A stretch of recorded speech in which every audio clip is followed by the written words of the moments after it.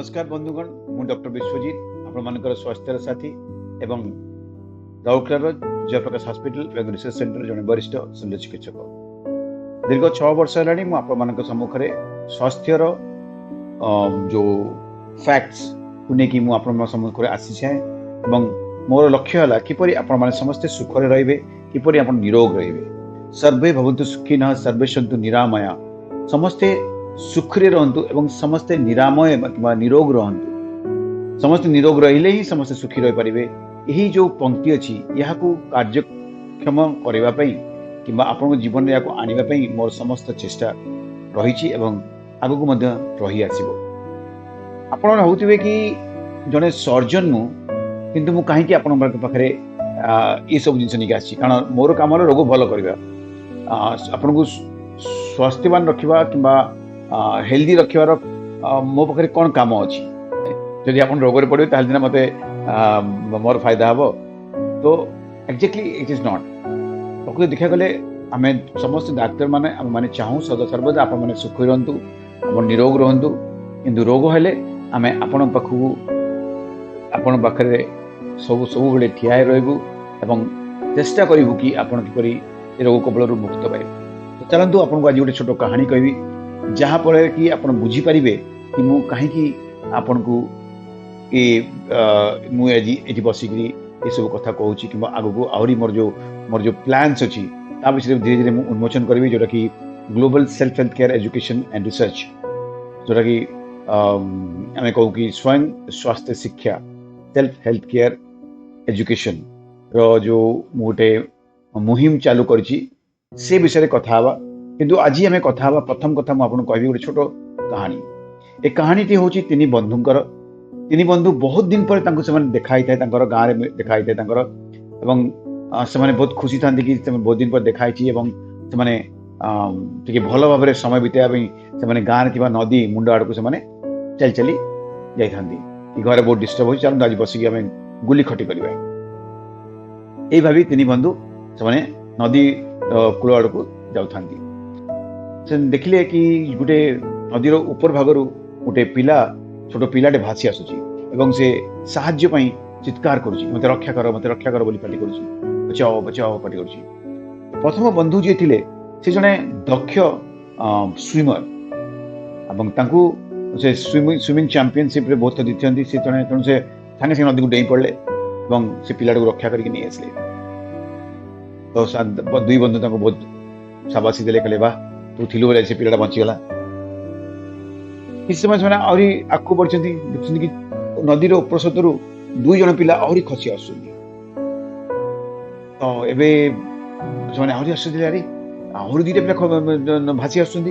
तो एगेन प्रथम बंधु नदी को जंप कले दुईटा छुआ दी हाथ धरिकी पड़े आसले नदी को रखले तुम आश्चर्य एत पिला दीज पिला गोटे तीन टा पिला हो तो जहाँ भी हो छुआ को कहले जा बाबू घर को जाओ कहीं तुम्हें आगू बढ़ले से देखिले तीन चार्टा पिला नदी ऊपर भाग खसी भासी आस द्वितीय प्रथम बंधु जनक द्वितीय बंधु देखिले द्वितीय बंधु को एत एक्सपर्ट नथिले तथापि से चल मु तो संगे आसुची आम कि पिला रक्षा करवा। तो दुई बंधु नदी को डेले एवं निज दुई जन सहायता करी चारिटा छुआ को बचे कि नहीं आसिले बाहर को। प्रथम से बहुत खुशी लगता है कि चलो आज आम द्वारा एत गुड़े लोक प्राण बचीगला एवं तृतीय बंधु देखुं से किसी रिएक्ट कर किस समय से आहरी आगे बढ़ुं बढ़ला पर देखले कि ऊपर 5-7टा छुआ आहरी नदी में भासिक आस तो ये से भाड़े नहीं पड़ा कि मैं एत सब छुआ को केमती जीवन रक्षा कर। तो द्वितीय बंधु कहले भाई रे तू नदी को जंप कर और से छुआ को अटका मु गोटे गोटे राफ्ट गोटे भेड़ी बनाऊँगी ये जो काठगुड़ा पड़ी और संगे संगे तो संगे संगे काठ गोटे भेड़ी बनइले नदी को डेले और से भेड़ी रे सब छुआ को रखिले नदी कूल को नहीं आसले। तो भाविले चलो जाओ आम रक्षा करदे पिला से किसी आगे बढ़ देखिले आगु 8-10टा पिला नदी में भासिक आसुँच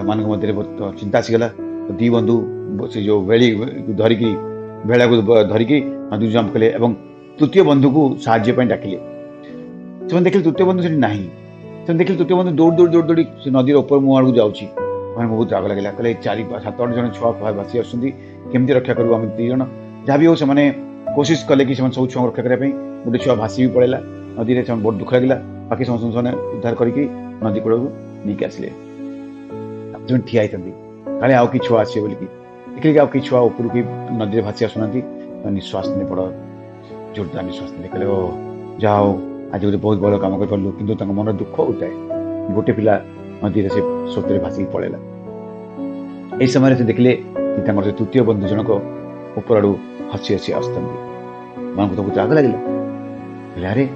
दरकार थी आम बंधु को सी आमको साहय कले नहीं दौड़ी पड़े ऊपर हसी हसी आसूसी रागिले पहुँचला रागे आरंभ कले तू कि सांग मुझे तो दरकार थी तू आम पाक आसिलुनि आमको साहय कलुनि तो आज गोटे छुआटे भासीगला आम तो रक्षा कर पार्लुनि कारण आम द्वारा जी हो पार्ला कलु तू थे तो से छुआटा बची था प्रथम बंधु जनक तृतीय बंधु जनक हसिले सांग मैंने मु नदी उपमाड़ को दौड़ी जाऊँ देखा चाहूली कौन एत गुटे छुआ नदीर स्रोत भासी आसुँच देखला ऊपर मुहर गोटे छुआ मैंने सब खेलुंट गोटे पोल था से पोलटा भांगी जाइए बिकज छुआ मैंने नदी क्रॉस कर चेष्टा कर सोची भंगा पोल खसिक नदी आसुँच मुझे गेटा बंद करदेली मुझे छुआ मान सावधान कर नदी पाखक जी ना एवं एवं आउ कौन छुआ नदी में पड़े ना दुई बंधु जनक मुह चुप हो गला एमाने जन जन देखले और तृतीय बंधु को प्रशंसा करने आरंभ कले आज मुझे कहानीटा आपको कहीं कहूँ जाऊँगी कारण आज कहानी कहर तात्पर्य है जो तीन बंधु स्वरूप किए आम सम्मुखें आसते प्रथम बंधु जनक है आम डाक्तर आपण मैंने नदी रोगर नदी में बोही जाते आम आमर एक्सपर्टाइज द्वारा आपण को रक्षा करने टाणी आने चेष्टा कर किंतु जो रोग संख्या बहुत हो जाए द्वितीय बंधु और तार जो भेड़ा से राफ्ट से राफ्ट हूँ हॉस्पिटल द्वितीय बंधु मैंने जो मैंने हॉस्पिटल कि डाक्तखाना बनी था सरकार हो कि कौन प्राइवेट हॉस्पिटल्स हो एम कम है आप बहुत संख्यार रोगी मान गोटे जगह रखी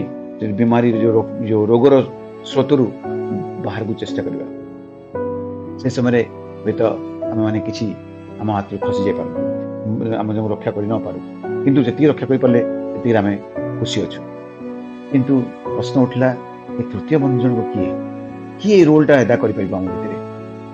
आज्ञा मुझे कहना चाहूँगी कि तृतीय बंधुर